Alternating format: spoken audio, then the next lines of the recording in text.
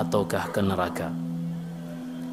Dan pada pertemuan-pertemuan sebelumnya kita sudah membahas tentang penciptaan arsy, kursi, pena penulisan takdir. Kemudian kita membahas tentang penciptaan bumi yang diciptakan dalam 4 hari. Kemudian Allah menciptakan langit dalam 2 hari, yang jumlah keseluruhan penciptaan langit dan bumi adalah 6 hari. Kemudian Allah subhanahu wa ta'ala menciptakan makhluk-makhluk yang lain. Di antaranya adalah menciptakan malaikat yang terakhir telah kita bahas pada pertemuan sebelumnya. Dan ada pertanyaan kemarin tentang surga dan neraka. Kapan diciptakan? Iya. Dan setelah kami membuka nas-nas dan ucapan-ucapan para ulama, tidak ada yang menjazm, tidak ada yang memastikan kapan surga dan neraka diciptakan.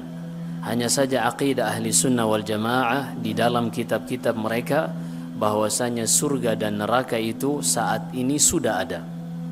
Berkata Syekh Hafidh Ibn Ahmad Al-Hakami dalam kitabnya Manzumah Sulamil Wusul ila Ilmil Usul, wal jannatu wan naru haqqun wa huma mawjudatan la fanaa lahuma, bahwasanya surga dan neraka keduanya ini telah diciptakan dan tidak akan pernah binasa. Artinya surga dan neraka ini akan terus kekal bagi penghuninya. Akan tetapi ada beberapa dalil yang menunjukkan bahwasanya penciptaan surga dan neraka ini setelah penciptaan malaikat. Ketika Allah subhanahu wa ta'ala baru saja selesai menciptakan surga, Allah memerintahkan kepada Jibril untuk melihat surga ini. Lalu setelah kembali, Jibril mengatakan, "Ya Rabb, ya Allah, semua hamba-hambamu pasti akan mau masuk ke dalam surga ini. Semua, kalau mereka mengetahui keindahan surga, pasti mereka menjadikan semua kehidupan mereka, semua doa dan harapan mereka hanya untuk dimasukkan ke dalam surga."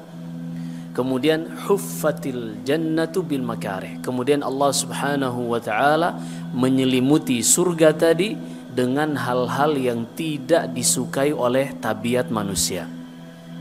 Ini disebutkan di banyak hadis, ada dari Abu Hurairah dan selainnya, huffatil jannatu bil makarih. Setelah surga ini yang tadinya begitu indah dan setiap orang pasti ingin memasukinya, dibungkus dengan hal-hal yang dibenci oleh manusia, dikelilingi oleh hal-hal yang dibenci oleh manusia. Jibril kembali melihatnya, lalu Jibril mengatakan, "Ya Rabb, la yakadu ahadun yuridu an yadkhulaha." Setelah diselimuti, ditutupi dengan hal-hal yang dibenci manusia, kata Jibril, sepertinya tidak akan ada orang yang mau bersabar untuk mendapatkan surga ini. Begitu beratnya perjalanan untuk mendapatkan surga. Lalu kata Allah, setelah Allah menciptakan neraka, Allah memerintahkan kepada Jibril untuk melihat neraka. Setelah melihatnya, la yakadu ahadun yuridu an yadkhulaha. Jibril kembali kepada Allah lalu mengatakan, "Ya Allah, tidak mungkin seseorang mengharapkan untuk masuk ke dalam neraka ini. Begitu jeleknya, begitu mengerikannya neraka ini." Wa huffati bisyahawat. Kemudian Allah subhanahu wa ta'ala menghiasi neraka ini dengan syahwat, hal-hal yang dicintai oleh hawa nafsu manusia. Akhirnya Jibril kembali diperintahkan untuk melihat neraka tadi. Lalu kata Jibril, semua orang akan mengharapkan untuk masuk ke dalam neraka. Kalau seperti ini cara mendapatkannya, ya Allah. Di sini isyarat bahwasanya surga dan neraka diciptakan setelah Allah menciptakan malaikat Jibril alaihi salam. Adapun kapan lebih tepatnya di sini para ulama tawakuf, tidak ada yang menjazm secara pasti. Yang jelas surga dan neraka diciptakan setelah penciptaan malaikat. Dan penciptaan malaikat itu sebagian ahli tafsir menyebutkan sebelum penciptaan bumi dan langit. Baik, kita akan memasuki pembahasan kita pada malam hari ini dengan tema penciptaan jin. Karena pada pertemuan sebelumnya kita sudah bahas penciptaan malaikat. Karena antara manusia, yaitu ayah kita Adam alaihissalam, dengan jin, mana yang lebih dahulu penciptaannya? Jin. Dalilnya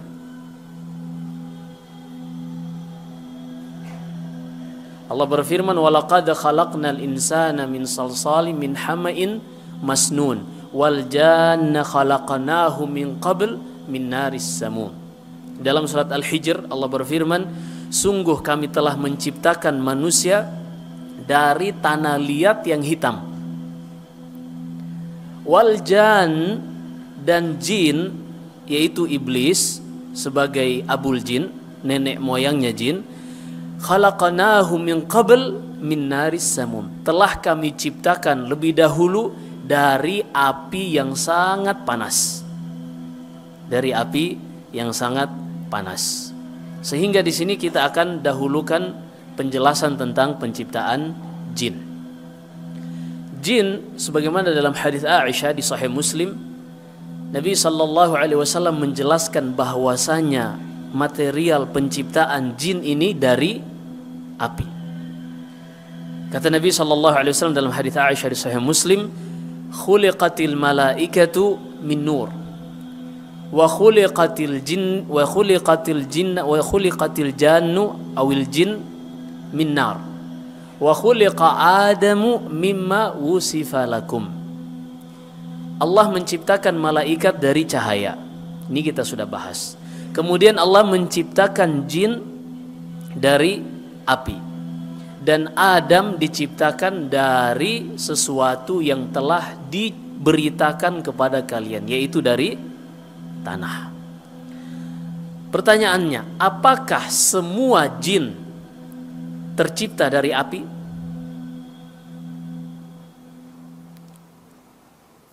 Jawabannya tidak. Tapi aslu khalqihim, penciptaan awal mereka dari api. Setelahnya mereka yatanasalun, mereka jin ini saling berkembang biak. Sebagaimana Adam alaihissalam diciptakan dari tanah. Apakah keturunannya dari tanah juga? Tidak. Allah sebutkan penyebutan Nabi Adam dan keturunannya ini dalam satu ayat di dalam Al-Quran di surat As-Sajdah. Allah berfirman, Allahul ladzi khalaqas samawati wal arda wa ma bainahuma fi sittati ayyamin thumma istawa 'alal 'arsy ma lakum min dunihi min wali wala syafi'in afala tatadhakkarun yudabbirul amra minas sama'i ilal ardi thumma ya'ruju ilayhi fi yawmin kana miqdaruhu alf sanatin mimma ta'uddun dzalika 'alimul ghaibi wasyahadati al-'azizur rahim alladzi ahsana kulla syai'in khalaqah wa khalaqal insana min tin. Dialah Allah subhanahu wa ta'ala yang selalu memperindah apa saja yang dia ciptakan. Wa khalaqal insana min tin. Kemudian Allah ciptakan manusia dari tanah. Thumma ja'ala naslahu min sulalatin mima'in mahin. Kemudian Allah jadikan keturunannya tercipta dari air. Dari sperma laki-laki yang bertemu dengan sel telur perempuan. Maka demikian pula jin. Mereka ini saling menikah di antara mereka. Allah berfirman tentang penyebutan jin ini yang mereka juga memiliki keturunan dan berkembang biak di dalam surat Al-An'am. Allah berfirman, ya ma'syaral jinni qad istakthartum minal ins. Wahai sekalian para jin, jumlah kalian telah lebih banyak dari manusia. Jumlah kalian telah lebih banyak dari manusia. Maka jin, walaupun asal penciptaannya adalah dari api, tapi tubuh mereka bukan api. Sebagaimana manusia diciptakan dari tanah asalnya. Apakah tubuh kita ini tanah? Kalau kita lukai misalnya otot kita ini, apakah yang keluar tanah ataukah yang keluar darah? Yang keluar darah. Maka tidak perlu lagi membuat cerita-cerita katanya ada yang berkata, saya tidak percaya kok bisa jin itu diazab di neraka, kok bisa jin merasakan sakit, bukankah dia diciptakan dari api? Jawabannya adalah diciptakan dari api, yaitu material yang pertama dengannya Allah menciptakan jin. Setelah itu mereka memiliki jasad yang sudah bukan api lagi. Sebagaimana manusia asal penciptaannya dari tanah. Setelah dari tanah ini Allah tiupkan ruh ke dalamnya, berubah menjadi manusia yang terbentuk dari kulit, daging, tulang, dan darah.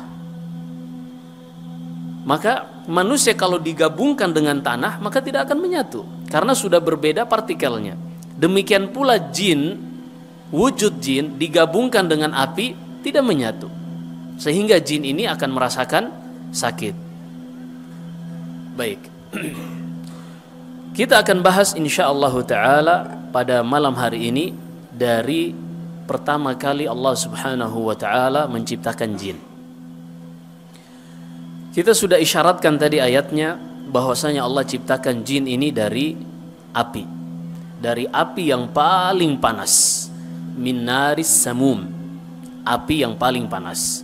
Sebagian ahli tafsir mengatakan api yang paling murni.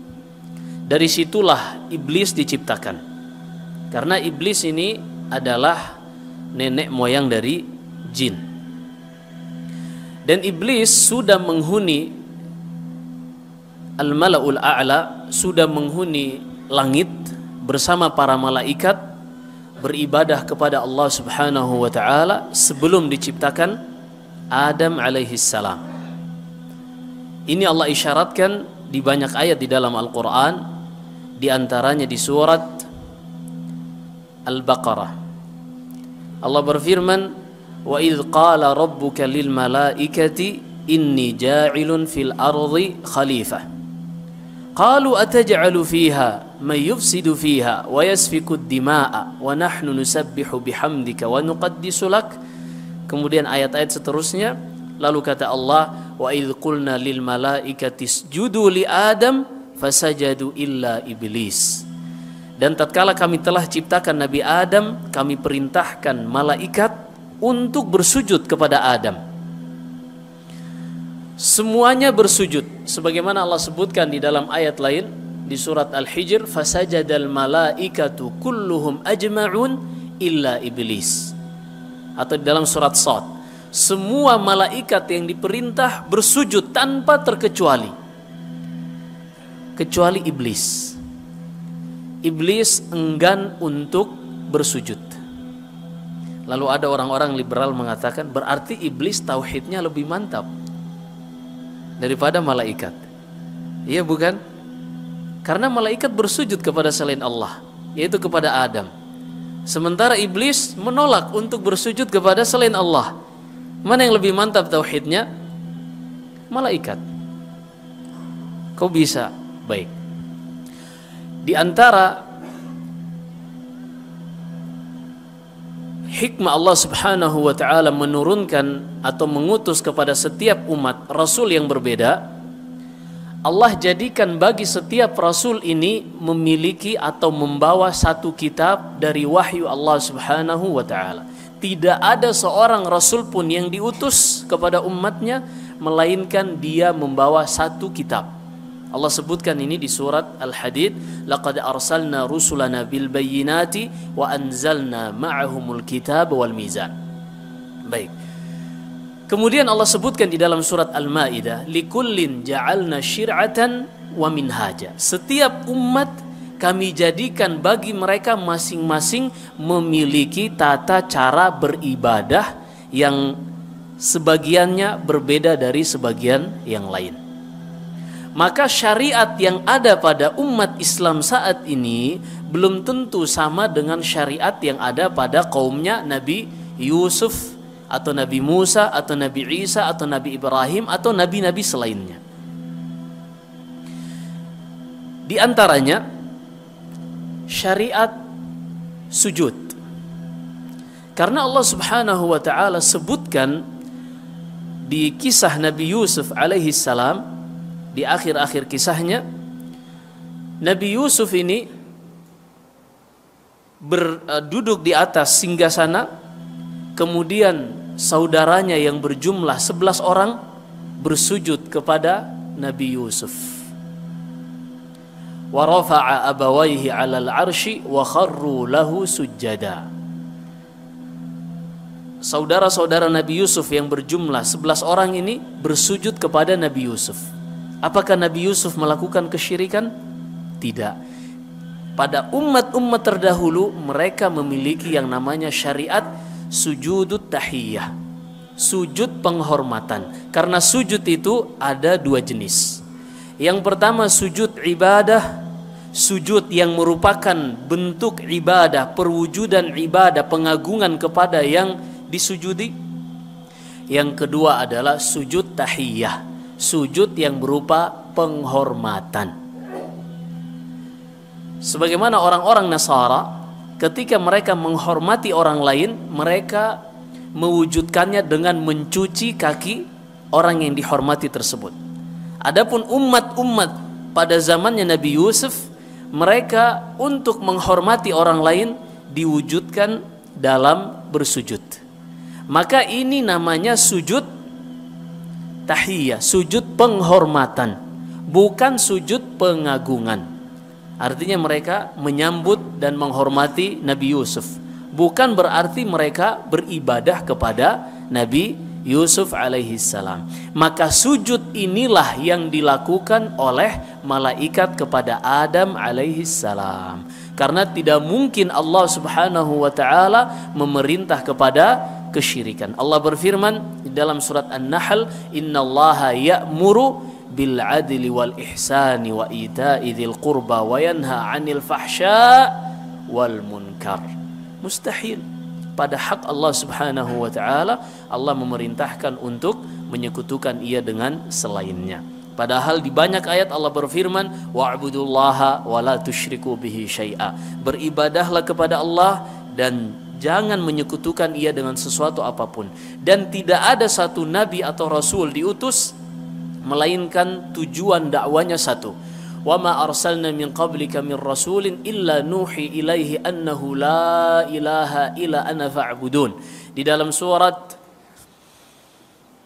An-Nahl Allah berfirman, di dalam surat Al-Anbiya, tidaklah kami pernah mengutus seorang rasul, seorang nabi, melainkan kami wahyukan kepadanya bahwasanya tidak ada yang berhak disembah melainkan Allah, maka beribadahlah kepada Allah Subhanahu wa taala. Nah, ayat-ayat ini jangan dipertentangkan lalu mengatakan jin atau iblis lebih hebat tauhidnya karena dia tidak mau bersujud kepada selain Allah. Bukan, ini sujud penghormatan, bukan sujud pengagungan yang bentuknya ibadah. Maka malaikat mereka tidak melakukan kesyirikan, dan iblis telah melakukan kesombongan. Khusus pada umat ini sujud tahiyyah ini telah terhapus. Sujud penghormatan ini hukumnya mansukh, telah terhapus. Ketika Mu'adz bin Jabal pulang dari kota Yaman dan ia melihat di sana orang-orang umat-umat dari ahli kitab, mereka bersujud kepada orang lain. Begitu pulang, Mu'adz langsung bersujud kepada Rasulullah, dan Rasulullah langsung melarang Mu'adz dengan mengatakan, "Lau kuntu amiran ahadan an yasjuda li ahad la amartul mar'ata an tasjuda li zawjiha." Kalau seandainya aku boleh memerintahkan seseorang untuk bersujud kepada orang lain, niscaya aku sudah perintahkan wanita, seorang istri, untuk bersujud kepada suaminya. Hanya saja syariat tersebut sudah terhapus, maka tidak boleh lagi seorang bersujud kepada selain Allah. Allah berfirman, "Wa min ayatihi al-lailu wan-naharu wasyamsu wal-qamar la tasjudu lisyamsi wala lil-qamar wasjudu lillahi alladzi khalaqahunna in kuntum iyyahu ta'budun." Di dalam surat Al-A'raf, Allah Subhanahu wa taala di antara tanda-tanda keagungan dan kebesarannya adalah adanya matahari, bulan, siang dan malam. Maka janganlah kalian bersujud kepada matahari, jangan pula kepada bulan, akan tetapi bersujudlah hanya kepada Allah Subhanahu wa taala yang mencipta alam semesta ini. Baik. Dan jin, yaitu iblis, ketika menolak untuk bersujud kepada Nabi Adam, dia menggunakan qiyas, menggunakan analogi dari logikanya.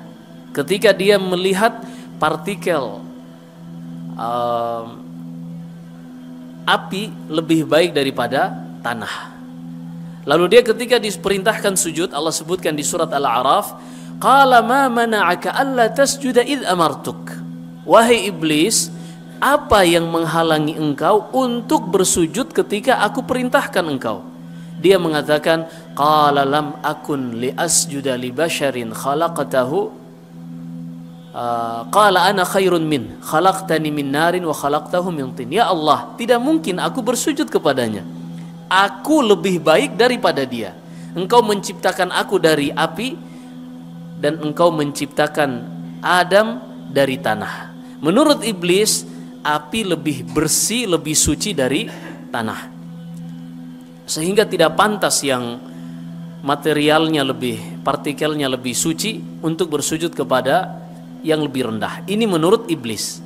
Perhatikan di sini, Allah memerintahkan kepada iblis untuk bersujud. Ini namanya wahyu. Dan iblis menolak untuk bersujud kepada Adam dengan akal. Dengan akal, yaitu mengkiaskan bahwasanya seharusnya api tidak bersujud kepada tanah karena api lebih baik. Maka di sini para ulama mengatakan manusia yang pertama menggunakan qiyas adalah iblis. Wala qiyasa ma'ad dalil, dan tidak boleh kita mengkiaskan hukum syariat apabila ada dalilnya. Jadi qiyas itu atau analogi boleh digunakan apabila tidak ada dalilnya secara spesifik. Misalnya rokok misalnya. Apa hukum rokok? Hukum rokok ini para ulama mengkiaskan dengan itsmuhuma akbaru min naf'ihima, bahwasanya bahaya yang ditimbulkan oleh rokok ini lebih banyak daripada, lebih besar daripada kebaikannya. Iya bukan? Ini kalau yang merokok ntar dulu Ustaz, ini masih khilaf ini. Sepertinya tidak ada khilaf lagi. Bahkan di kalangan ilmu kedokteran mereka ijma' semua orang yang bisa melihat, mereka ijma' bahwasanya di bungkus rokok tertulis merokok membunuhmu. Berarti mudaratnya besar tidak? Mudaratnya besar. Maka kita analogikan atau kita kiaskan rokok ini dengan benda-benda yang lebih besar bahayanya daripada manfaatnya, yaitu khamar. Allah berfirman di dalam surat Al-Baqarah, wa yas'alunaka 'anil khamri wal maisir qul fihima itsmun kabirun wa manafi'u linnas wa itsmuhuma akbaru min naf'ihima. Allah sebutkan khamar itu bahayanya lebih besar daripada kebaikannya. Kemudian Allah juga sebutkan tentang ayat-ayat yang melarang untuk menjerumuskan diri sendiri kepada kebinasaan, kepada kematian.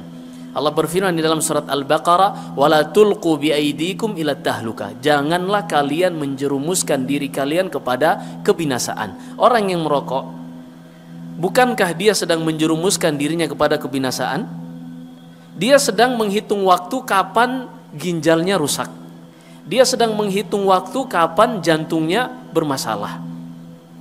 Ini kalau mungkin ada yang bilang buktinya Ustaz, tidak seperti itu. Saya punya pengalaman sendiri karena ada dari keluarga yang memang qadarallah meninggal dikarenakan sebab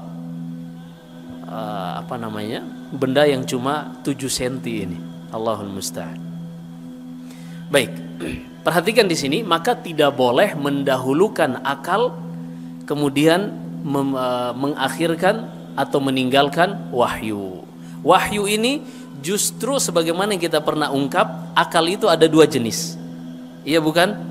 Yaitu akal yang digunakan untuk memahami, yang kedua akal yang digunakan untuk menghukumi. Berbeda. Kalau akal yang digunakan untuk memahami ini, maka dia tidak memiliki otoritas untuk menerima atau menolak.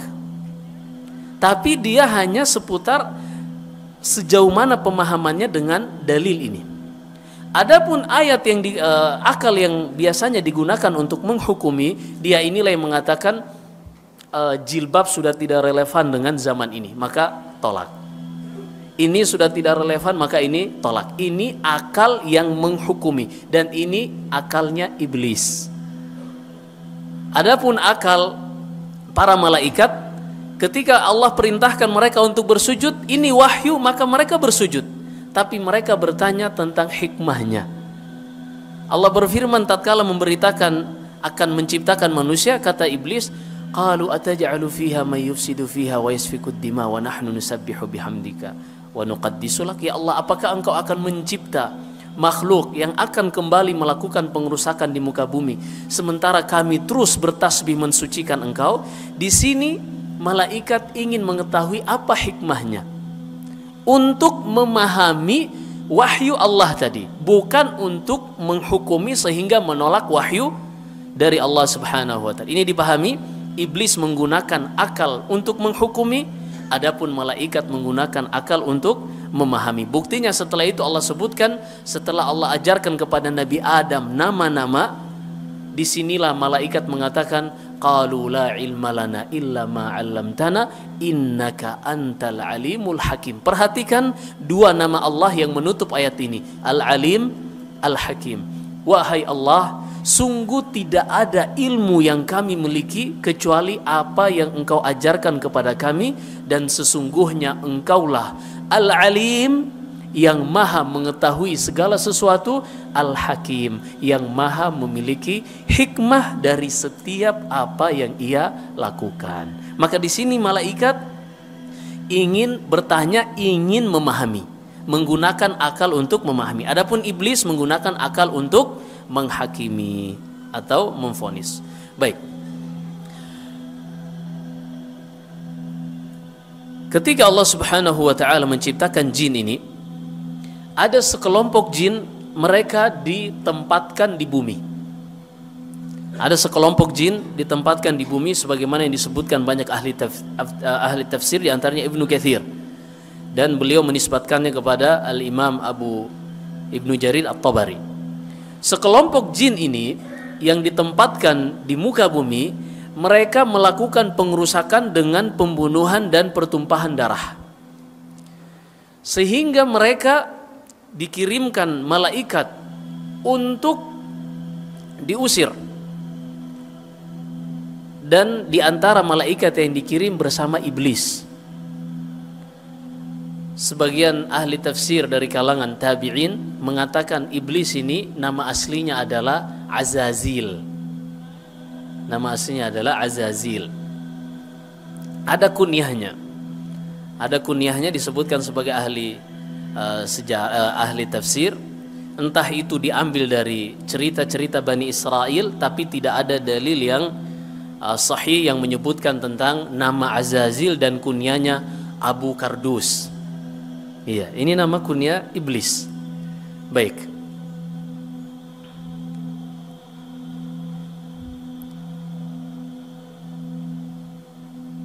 Syaitan atau iblis, mereka ini sebagaimana halnya manusia.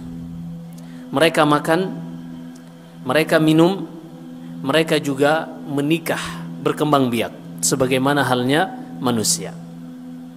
Adapun dalil tentang iblis ini, mereka berkembang biak, tadi kita sudah sebutkan di dalam surat Al-An'am. Dalil tentang jin makan dan juga minum, ini ada di dalam Sahih Bukhari, Sahih Muslim, bahwasanya Nabi SAW melarang sahabat-sahabatnya untuk beristinja dengan tulang atau dengan kotoran hewan ternak. Nah Nabi sallallahu alaihi wasallam an yustanja bil 'idhami aw bir rawth. Fasu'ila anhu, Rasulullah ditanya kenapa tidak boleh beristinja dengan hal tersebut. Qala huwa zadu ikhwanikum minal jin. Karena itu adalah bagian untuk saudara-saudara kalian dari kalangan jin. Dan ketika sekelompok jin datang kepada Nabi sallallahu alaihi wasallam untuk menanyakan syariat halal dan haram kepada mereka, Nabi sallallahu alaihi wasallam menjelaskan walakum kullu 'azmin dzukira smullahi alaihi fakulu. Halal bagi kalian setiap tulang yang hewannya ketika disembelih disebut nama Allah Subhanahu wa taala, yaitu dengan membaca bismillah. Maka tulang adalah makanan jin. Apakah boleh dimakan oleh manusia?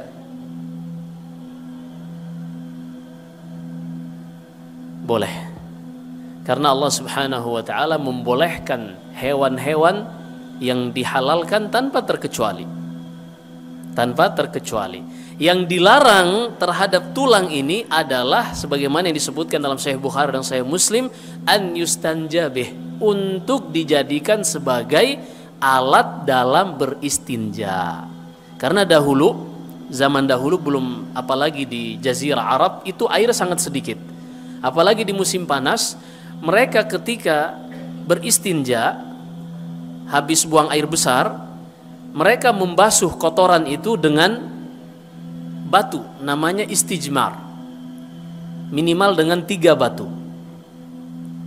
Nah, terkadang mereka mendapati dedaunan kering, maka digunakan. Kalau kita zaman sekarang masih ada yang beristinja dengan cara seperti ini, tapi dengan tisu. Ya, ini dikiaskan dengan istijmar. Jadi tidak harus menggunakan air, walaupun air lebih afdal. Yang Allah Subhanahu wa taala puji penduduk Quba karena ketika mereka beristinja menggunakan air. Di dalam surat At-Taubah Allah berfirman, fihi rijalun yuhibbuna ayyatatahharu wallahu yuhibbul mutahhirin. Baik, maka yang dilarang dari tulang ini adalah ketika digunakan untuk beristinja. Adapun dimakan sah-sah saja. Apalagi tulang lunak dari, apakah itu dari ayam ataupun dari hewan-hewan yang halal lainnya, maka ini boleh, tidak ada larangannya. Karena larangannya itu yang Allah larang apabila membahayakan tubuh. Misalnya jeroan hewan. Apa hukum memakan jeroan hewan ini? Apakah itu ati ataupun yang lainnya? Apa hukumnya? Hukum asalnya mubah, tapi bisa menjadi haram ketika bisa mengakibatkan kolesterol langsung naik pada puncaknya dan bisa membinasakan seseorang. Maka ini diharamkan bukan karena memakan ati tersebut, tapi karena faktor lain, yaitu bisa membahayakan diri. Dipahami ini? Baik, jadi tulang apakah boleh dimakan? Boleh-boleh saja, sah-sah saja, karena Allah berfirman di dalam surat Al-An'am, wa qad fassala lakum ma harrama alaikum, dan Allah sudah merinci apa saja yang diharamkan untuk kalian. Allah sudah merinci semua yang diharamkan, sudah Allah rinci, sebutkan satu persatu. Kalau Allah tidak sebutkan dalam Al-Quran, disebutkan oleh Nabi SAW dalam hadisnya. Ketika tidak ada penjelasan tentang pengharaman tulang, maka menunjukkan bahwasanya tulang ini tidak termasuk kepada perkara-perkara yang diharamkan. Baik, kita lanjutkan. Ini sebenarnya pembahasan tentang jin sangat panjang, tapi saya ringkas dari kitab Al-Bidayah wan Nihayah. Juga di antara yang menunjukkan jin makan dan juga minum, di dalam Sahih Muslim dari sahabat Abu Hurairah radhiyallahu an, Nabi sallallahu alaihi wasallam bersabda, la ta'kulu bishimal wa la tashrabu bishimal. Jangan makan dengan tangan kiri, jangan juga minum dengan tangan kiri. Fa inna syaitana ya'kulu wa yashrabu bishimalih. Karena syaitan, jin, ketika mereka makan atau minum, mereka menggunakan tangan kiri. Maka jangan menjadi teman syaitan. Adapun yang diperintahkan untuk seorang muslim sebagaimana dalam Sahih Bukhari dan Sahih Muslim dari sahabat Amr ibni Abi Salamah radhiyallahu anhuma, suatu ketika dia makan bersama Nabi sallallahu alaihi wasallam, lalu kata Rasulullah, "Ya ghulam, samillaha wa qul biyaminik wa kul mimma yalik." Wahai anak kecil, bacalah bismillah ketika engkau makan dan makanlah dengan tangan kananmu. Baik.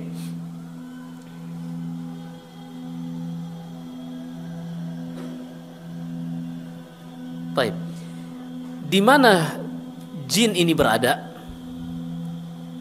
Jin yang pertama yang akan kita bahas, tempat-tempat mereka adalah bos dari para jin, yaitu Abul Jin Iblis. Iblis memiliki singgasana di atas laut. Di dalam Sahih Muslim, Nabi sallallahu alaihi wasallam bersabda, "Yadha'u iblis 'arsyahu 'alal ma'." Iblis ini meletakkan singgasananya di atas air, di atas laut. Thumma yab'atsu sarayah. Kemudian dia mengutus utusan-utusannya, fayaftinunan nas. Tujuannya untuk memfitnah, menguji, menjerumuskan manusia ke dalam dosa dan kesalahan. Lalu dari utusan-utusannya ini ada yang datang melapor, "Wahai Iblis, tadi saya terus bersama manusia ini sampai akhirnya saya melakukan ini dan itu." Kata Iblis, "Ente nggak ada apa-apanya." Lalu datang utusannya yang lain. Begitu sampai kepada Iblis, dia mengatakan, "Farraqtu baina fulan wa zawjih." Aku telah berhasil memisahkan, yaitu menjadikan antara seorang suami dengan istrinya berpisah dan bercerai. Dan ini tujuan yang paling dicintai oleh iblis. Fayuqarribuhu fayudnihi ilai. Maka ketika utusannya ini melapor dengan laporan demikian, iblis pun menempatkannya duduk paling dekat dengannya. Ini sebagaimana Allah berfirman, di antara tujuan syaitan dan juga tujuan ilmu sihir, fayata'allamuna minhuma ma yufarriquna bihi bainal mar'i wa zawjih.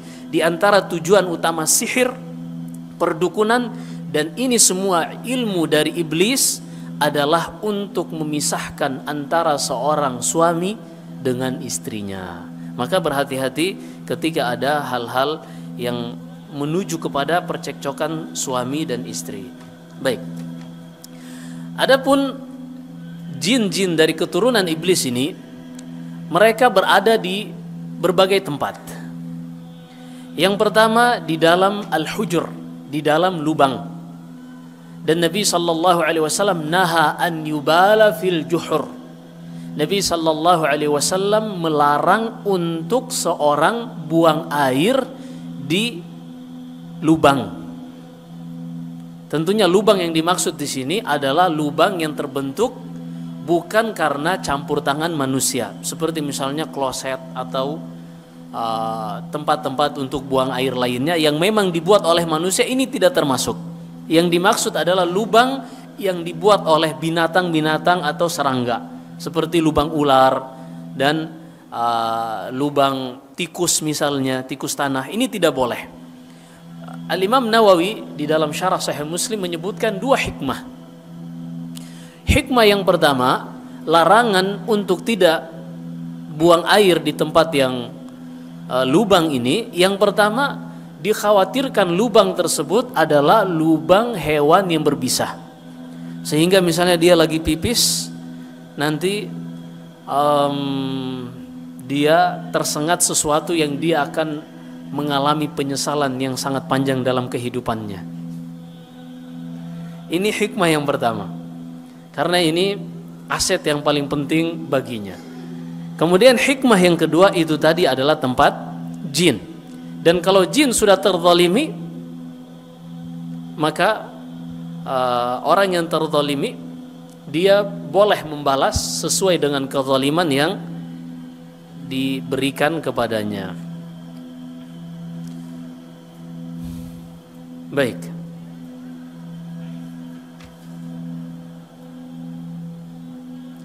Juga jin, syaitan ini, mereka menempati tempat-tempat seperti kamar mandi. Sehingga Nabi sallallahu alaihi wasallam setiap kali hendak masuk kamar mandi, sebelum mendahulukan kaki kiri beliau membaca doa, Allahumma inni a'udzubika minal khubuthi wal khaba'ith. Ya Allah, aku berlindung kepadamu dari, kata Ibnu Katsir, banyak para ulama menafsirkan al-khubuth yaitu jin laki-laki. Wal khaba'ith jama' dari khabitha yaitu jin perempuan. Maka ini diantara tempat-tempat jin di muka bumi ini. Juga sebagian mereka menempati peredaran darah manusia. Sebagaimana dalam hadis Safiyah bintu Huyai bin Al-Akhtab dari istri Rasulullah sallallahu alaihi wasallam, Nabi sallallahu alaihi wasallam bersabda di bulan Ramadan ketika beliau sedang i'tikaf dan mengantar istrinya pulang ke rumah, kata beliau ketika ada dua orang sahabat mengatakan, innaha Safiyah, sesungguhnya dia adalah istriku Safiyah. Lalu kedua sahabat ini, ya Rasulullah, apakah pantas kami meragukan engkau? Maksudnya jangan sampai dua sahabat ini berpikir Rasulullah berjalan dengan wanita lain. Lalu kata Rasulullah, ini istriku Safiyah, Safiyah bintu Huyai. Kemudian kata Nabi SAW, sengaja saya segera putus agar kalian tidak berpikiran macam-macam. Fa inna syaitan yajri bibni Adam majrad dam, karena syaitan itu mengalir di tubuh manusia sesuai dengan mengalirnya darah di dalam tubuh manusia. Baik, ini tempat-tempat jin berada. Masih banyak, ini kita sudah ringkas tapi masih banyak juga yang belum kita bahas. Kita ringkas lagi insyaallah habis Isya. Wallahu alam, kita lanjutkan setelah salat Isya. Wassallallahu wasallam ala nabiyina Muhammad, barakallahu fikum.